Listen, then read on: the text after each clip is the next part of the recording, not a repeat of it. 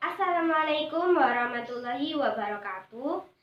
Perkenalkan, nama saya Siva Jida Syarofah, NIM 028 PG PAUD UMS. Di sini saya akan menjelaskan tentang bahan ajar.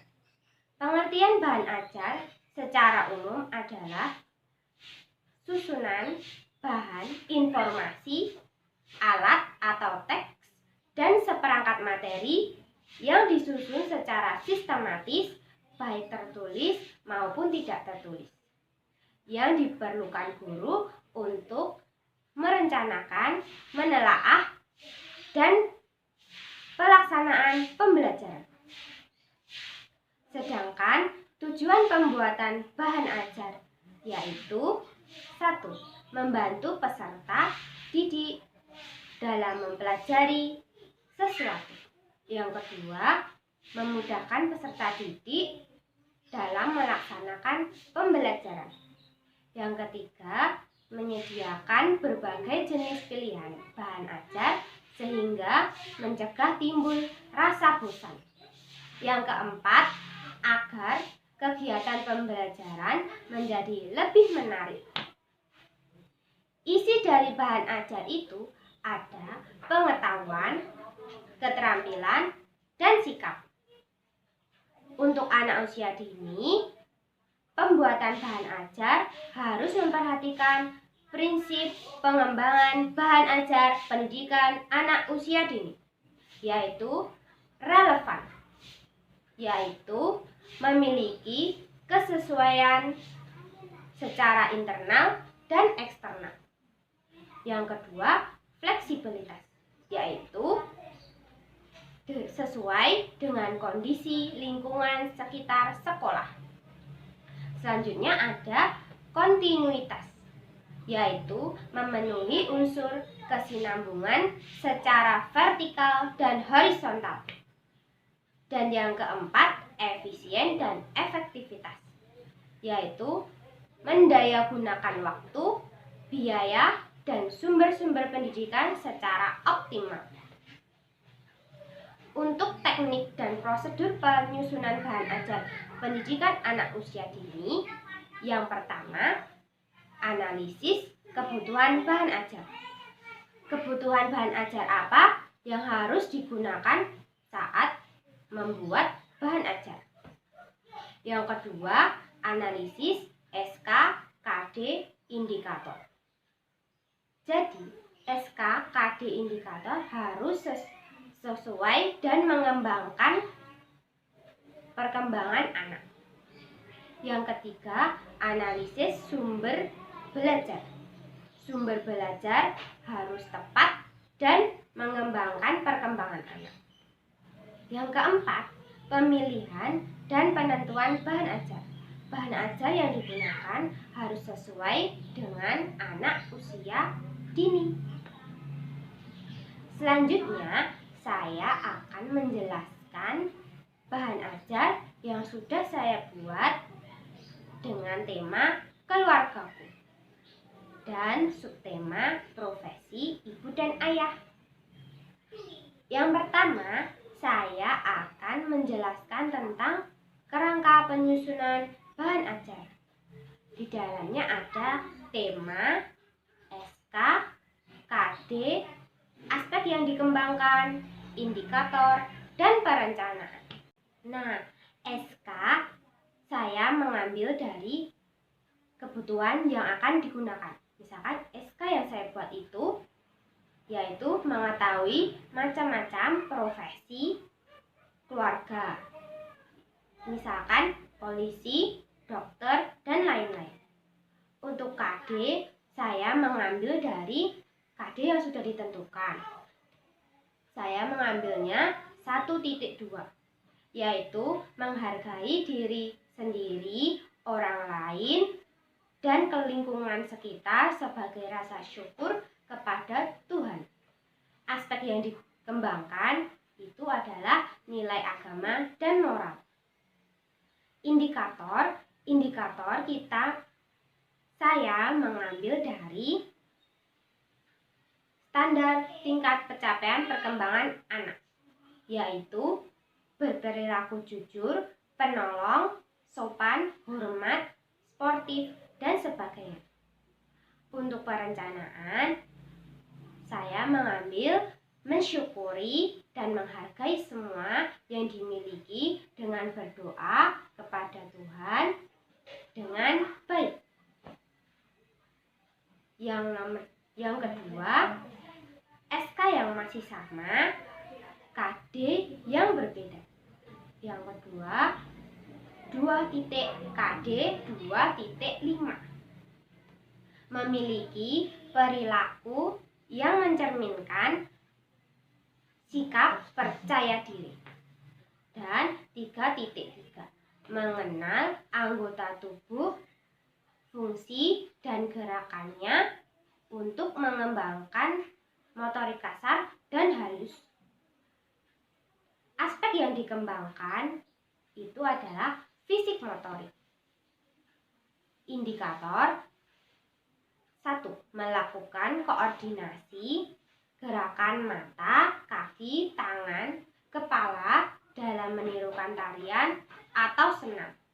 Yang kedua, melakukan eksplorasi dengan berbagai media dan kegiatan.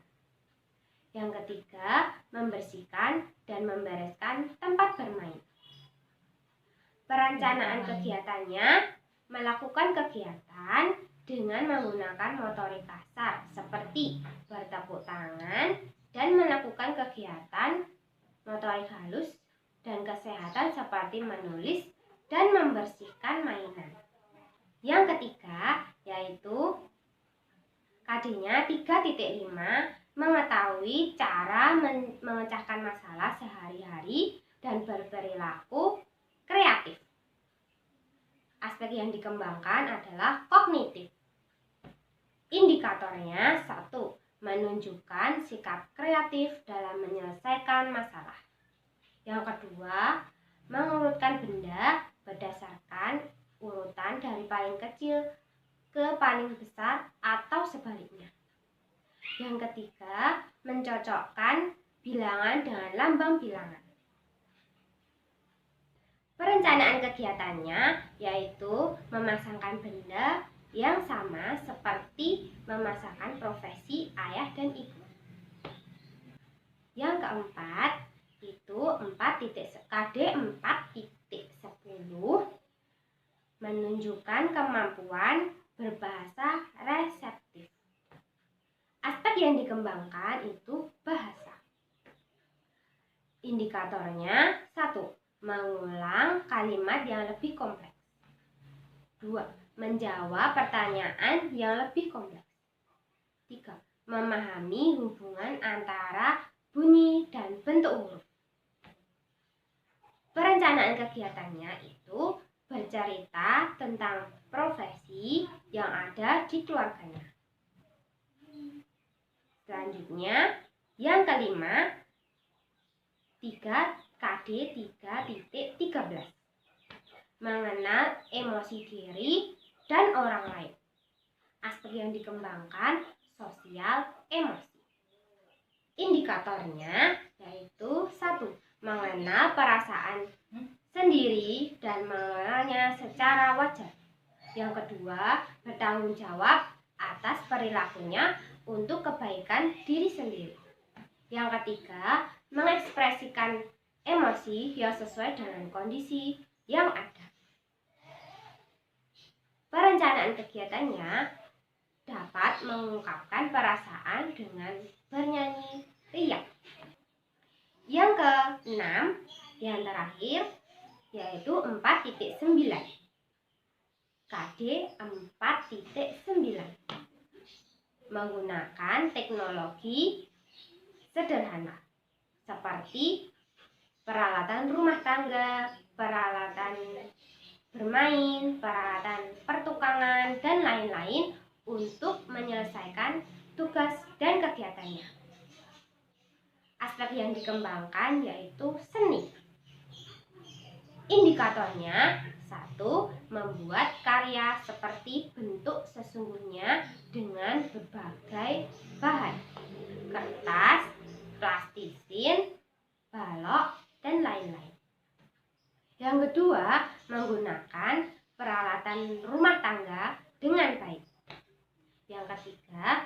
menyelesaikan tugas dan kegiatan dengan baik. Perencanaan kegiatannya yaitu membuat beberapa alat rumah tangga sebagai profesi ibu sebagai koki di rumah menggunakan plastis ini. Nah, jadi itu tadi kerangka bahan ajar yang saya buat untuk anak usia dini. Selanjutnya, saya akan menjelaskan kegiatan inti dalam bahan ajar yang sudah saya buat. Kegiatan inti yang pertama yaitu menggabungkan benda dengan profesi yang tepat. Contohnya seperti ini. Di sini ada benda dan profesi. Profesi yang saya gunakan itu ada tukang bengkel, guru, arsitek, tentara, dan pemadam kebakaran. Di sebelah sini ada benda. Bendanya itu ada topi, pistol, pemadam kebakaran, papan tulis, dan alat bengkel. Selanjutnya, cara pembelajarannya bisa seperti misalkan menggabungkan profesi bengkel ini dengan alat yang tepat digunakan untuk bengkel. Profesi bengkel, kita cari benda yang tepat untuk profesi bengkel, yaitu alat-alat bengkel. Selanjutnya kita tarik garis. Nah, itu seperti ini, ditarik garis. Selanjutnya bisa guru, selanjutnya dengan papan tulis, terus arsitek dengan menggunakan topi, dan dijelaskan kegunaan topi itu untuk arsitek untuk melindungi kepalanya dari benda-benda yang berbahaya yang terjatuh mungkin dari atas. Pistol digunakan tentara untuk melindungi negara. Pemadam kebakaran menggunakan pemadam untuk memadamkan api. Guru menggunakan papan tulis untuk menuliskan ajaran yang akan diajarkan. Bengkel, tukang bengkel menggunakan alat bengkel untuk memperbaiki kendaraan. Jadi itu kegiatan inti yang pertama. Selanjutnya ada kegiatan inti yang kedua, yaitu membuat alat rumah tangga atau alat yang biasanya digunakan ibu untuk memasak dengan menggunakan plastis ya.